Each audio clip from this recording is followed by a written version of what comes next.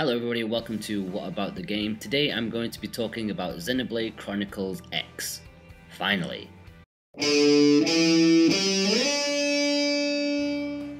Xenoblade Chronicles X is a game that I've been waiting years for. After the amazingly epic Xenoblade Chronicles on the Wii, any mention of what Monolith Soft were up to next sent my pulse racing. And so after a long wait and a seemingly even longer download, Xenoblade Chronicles X has finally landed. While the original was a critical darling, it could so easily have passed most of you by, what with it being a very late release on the Wii, and the 3DS port was cordoned off solely to the new 3DS. If you're unfamiliar with the Xenoblade series, then don't worry, Xenoblade Chronicles X has little to do with the original in terms of story. You can go into this game without playing the Wii game at all, although you will be missing out on something great. Think of it more like a Final Fantasy or a Tales of sequel, where they share the similar name, but on the whole, they're not really connected.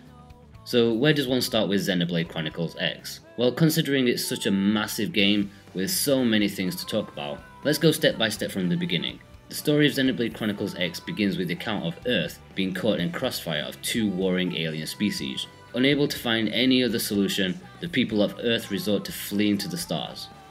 Unfortunately, only a few evacuation ships survive the escape. The White Whale is the ship that you escaped on. However, 2 years into its journey to find a new home, it is forced to crash land on the mysterious planet known as Mira. You take the role of a silent protagonist, a highly customizable avatar rescued by Elma, who is an elite soldier in Blade. And Blade are the protectors of the human survivors in this new, mysterious, yet highly precarious environment. It's not long before you're brought up to date with the situation at hand, and introduced to various new faces including Lynn, a young 13-year-old genius mechanic. New LA, as the surviving city is called, has been stranded on Mira for 2 months before your awakening. The population have been working tirelessly together to bring some sort of order and normality. With the situation becoming more and more perilous, with original supplies running low, it is at this point you're given the opportunity to join Blade, along with Elma, to try and find the Lifehold, a valuable piece of the ship that contains the majority of the survivors from Earth. The race is on, however, as the energy supply is dwindling fast. The alien species that are hunting you down also want to find it. A lot of my worry was that the story of X would take more of a back seat than the original, which was a massive reason for me loving it. But don't be fooled, there's still a really good story to enjoy. X has an unusual method of story progression, as you need to complete some requirements in order to trigger the next story points, which are divided into chapters. In order to progress the story, you are encouraged to explore the environments and survey the planet. It's a nice way for you to see the world and admire what the game world truly has to offer. As the story is divided into segments, often with you doing side quests or generally exploring in between, it genuinely feels like time is passing between the story pieces, as though it's a slowly developing event, like it's supposed to be. I don't want to say too much regarding the story as I don't want to spoil it, but it's safe to say that I really enjoyed it. There are plenty of cutscenes throughout the game, and while I did enjoy them, this is where the silent protagonist hurts the experience. Seeing them standing there awkwardly silent, occasionally making multiple choice questions, but without any actual character to them. It's a little disappointing and a missed opportunity. A few short lines of dialogue during the cutscenes would have been nice, even basic things like okay, sure, and so on. It could have worked well if spliced into places where appropriate. It's a small complaint, but it could have gone a long way. The world of Mira is vast. It's one of the biggest open worlds that I've ever played, and it's definitely one of the most spectacular. Each of the 5 continents offer beautiful and uniquely distinct environments, and being an open world, you're free to traverse anywhere, anytime. My favourite of the continents is Noctilon, a deep forest environment that seems to have about a dozen unique environments within itself. The whole world is beautiful to look at, and the developers know this as they included scenic spots to discover from various vantage points. Each area feels alive, like there's a real ecosystem going on. As you're wandering the vast plains, you'll come across many creatures of all shapes and sizes. You'll encounter enemies of wide-ranging levels, even right from the very beginning, many of which you'll have no hope of fighting against, at least for the time being. Maneuvering the landscape to avoid trouble is an interesting take on the exploration, especially as you pass a rather nasty herd of monsters, knowing that one day in the future, you'll be powerful enough to take them on. A small consequence of this, of course, is that it's often easy to find yourself in trouble that you never wanted. You'll be wandering around and admiring the environment, trying to uncover a new area, and suddenly a level 65 monster will happen into your path and just wipe you out instantly. Thankfully, X retains the original game's marvellous respawning system, but practically nothing is lost should this happen to you. Talking of power, one of the biggest selling points of Xenoblade Chronicles X is the giant mechs, known as skells, that you get to control and fly across the continent in. It takes a long while before you finally get your hands on these beasts, the excuse being that they are expensive and scarce resource with a long licensing period before you are trusted with one. It's a long build up before you get one. I'd say about 20 hours for me personally, but I think that's pretty fast compared to what other people may experience depending on how many side quests they do. You don't even get to fly it straight away, much to my original confusion. Indeed, you're only given the quest to unlock the flight module another 20 hours down the line. But once you have it, flying around is a magical experience. It opens up this massive world even more than it was before. Now you're able to go wherever you want to. Monolith Soft really wanted to make this element of the game special. Even when you do get your hands on them, they can be a little restrictive. They're expensive, they use fuel, and if you accidentally break one with no insurance on it, be prepared to get your bank balance in check. Considering all the dangers that lurk behind every corner of Mira, this is pretty easy to do.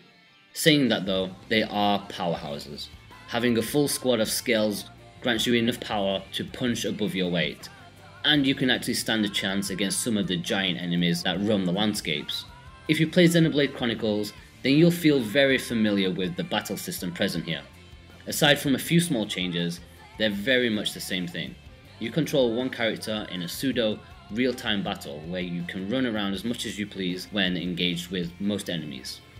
You can scroll through targets with the shoulder buttons, all the while you're auto-attacking with simple attacks.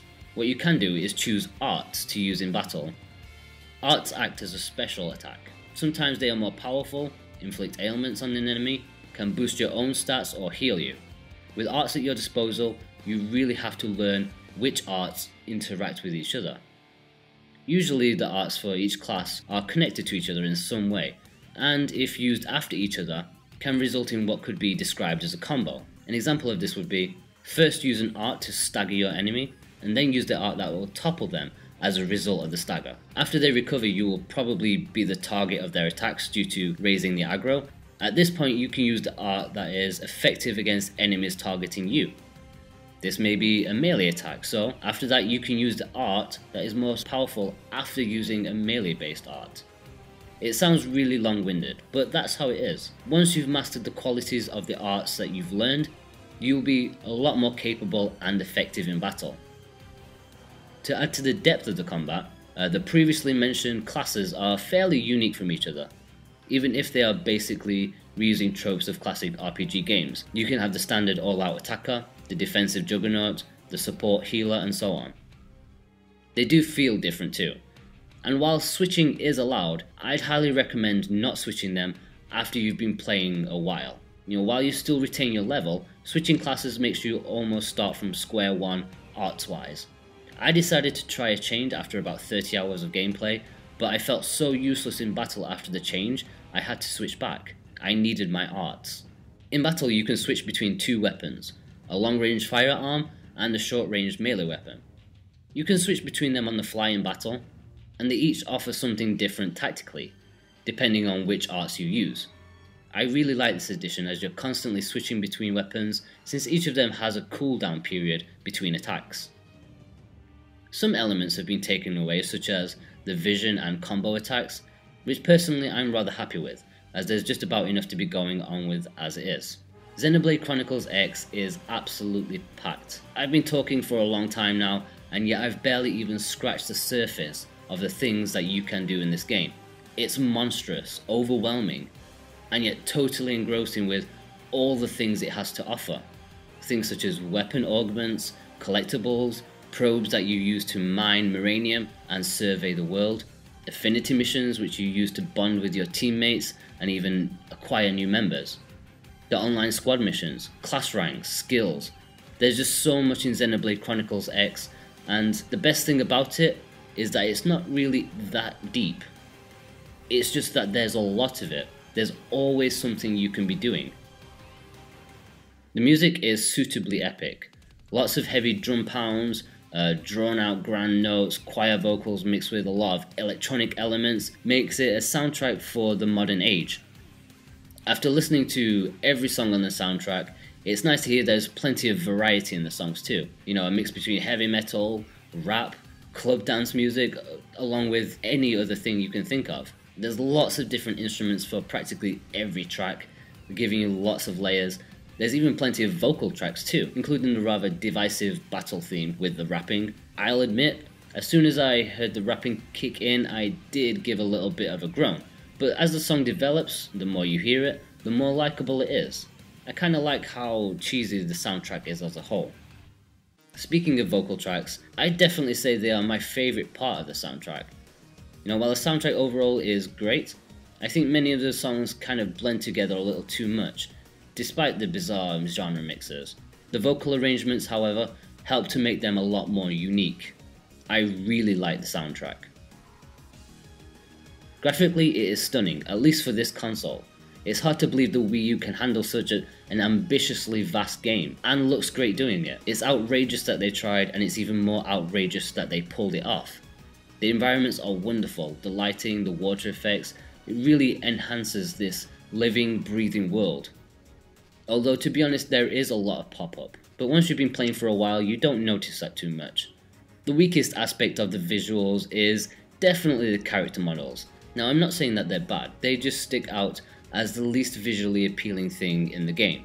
It's a very realised and believable world, but their anime style is a little strange and out of place. And even then, they could do with a little more detail on them. While I absolutely adore this game, it's not perfect. My main issue is with the inability to get out of affinity missions so then you can progress the story. I was stuck trying to get one blue tentacle from a monster that appears in one specific place only at nighttime. The drop is very rare as well, and it just would not come for me.